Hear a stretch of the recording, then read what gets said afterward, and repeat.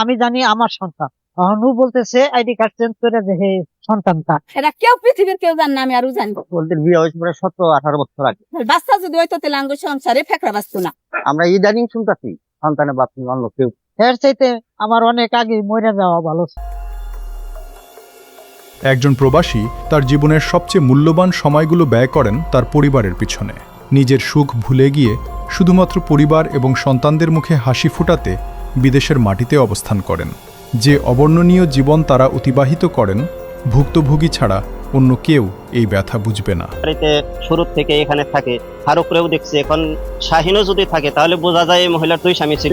মোটামুটি 15-20 বছর ঘর সংসার করছে। ফারুক বিদেশ আসাল, তারপরে 2-3 দেশে নিয়ে বিদেশ করছে।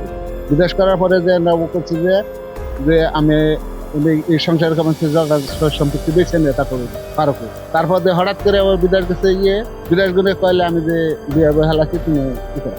ফারুক হোসেন ও হালিমা বেগম তাদের বিয়ে হয় 18 বছর আগে। পরবর্তীতে তাদের সংসারের জন্ম নেয় 2টি পুত্র সন্তান।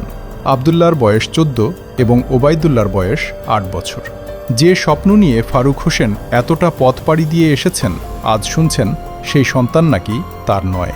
তার স্ত্রী হালিমা বেগম দাবি করেন এই 2 পুত্র সন্তানের পিতা ফারুক হোসেন নন, বরঞ্চ তাদের প্রকৃত পিতা শাহিন হোসেন নামের এক ব্যক্তি। বাচ্চা হয় না দেখে, আর বাচ্চা হয় না। আমি গোপনে বিয়ে বসছিলাম 8 লাখ টাকা রেনা সাল, তখন রেন দাও দিব না, অস্বীকার করে। তখন কয় বাচ্চা আমার হইব না, আমি জানি থাকবে, তোমার যদি করো এলো আমার বাপ খাও তেলে খাও।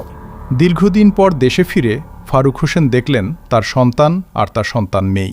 এখানেই শেষ নয়। হালিমা বেগম অভিযোগ করেন ফারুক হোসেন সন্তান জন্মদানে অক্ষম ছিলেন। এই ধরনের অভিযোগের পরে এলাকাবাসী নড়েচড়ে বসে। এ যেন এক অবিশ্বাস্য ব্যাপার। তারপরে আমার যে বই করে চাপে উনি ছিল আমার গোপনে, সেটা কেউ পৃথিবীর কেউ জান না, আমি আরো জানি। বাচ্চা যদি হইতো তাহলে আঙ্গ সংসারে পাল করলো না কে। ও আজকে আমার জামাই বেশু আমার গেতাইছে কে, ফুলানের দাবিতে হারবো এন করে হারবো, কুটে গুনে এন করে বউ আমার ডরাইছে কে, তুই কি পৃথিবী কে আমার জীবন দেওয়া হইছে। অন্যদিকে ফারুক হোসেন তার স্বপ্ন এবং সবকিছু চোখের সামনে শেষ হতে দেখে হতবিহ্বল হয়ে পড়েন। ঘটনাটি জানার পরে এলাকা জুড়ে তীব্র প্রতিক্রিয়া সৃষ্টি হয়েছে। এদিকে ফারুক হোসেন অভিযোগ করেছেন হালিমা বেগম প্রভাবশালী মহলের সহায়তা নিয়ে রীতিমতো ভয় দেখাচ্ছেন এবং হুমকিও দিচ্ছেন। করছি এদের জন্য যে ছেলে সন্তান নিয়ে আমি সুখে বইয়া খামু, আমার ছেলে সন্তান লেখাপড়া করব, আমি তাদের নিয়ে শান্তিতে থাকবো। আর ছেলে সন্তান দেয় এখন আমার পিতা বলে অস্বীকার করে।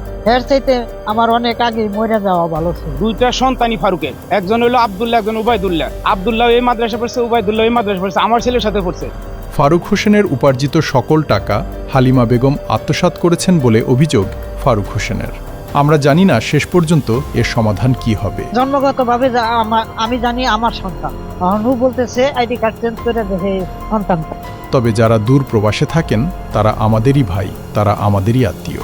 তাদেরকে বলবো, স্ত্রীকে ভালোবাসা দোষের কিছু নয়, তবে সে ভালোবাসা যেন আপনাকে অন্ধ না করে দেয়। বাচ্চাদের ফারুকের শাহিনের না, আর আমি ভবিষ্যতে আপনাকেও যেন ফারুক হোসেনের জায়গায় দাঁড়াতে না হয়। তাই আজই সাবধান হন। বিশ্বাস ভালো, তবে অন্ধবিশ্বাস নয়।